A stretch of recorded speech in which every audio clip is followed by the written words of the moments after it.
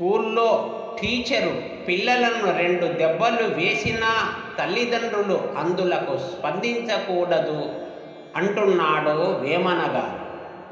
పద్యం ఆట వెలుగు.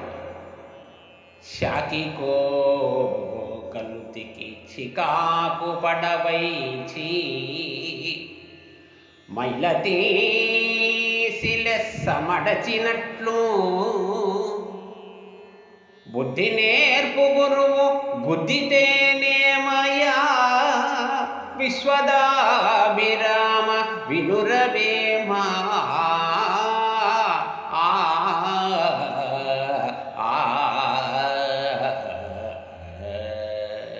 బట్టల కంటిన మురికి బాగా ఉతికి చాకలివాడు చక్కగా ఇస్త్రీ మడుపులు వేసి మూట కట్టి చక్కగా మనకు అందిస్తాడు.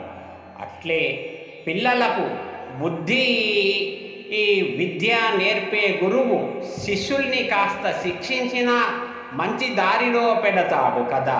అటువంటప్పుడు పిల్లలను టీచర్ 2 దెబ్బలు వేసినా అందులకు తల్లిదండ్రులు పిల్లలను వెనకేసుకొని రాకండి అని పద్యం యొక్క అంతరార్థం.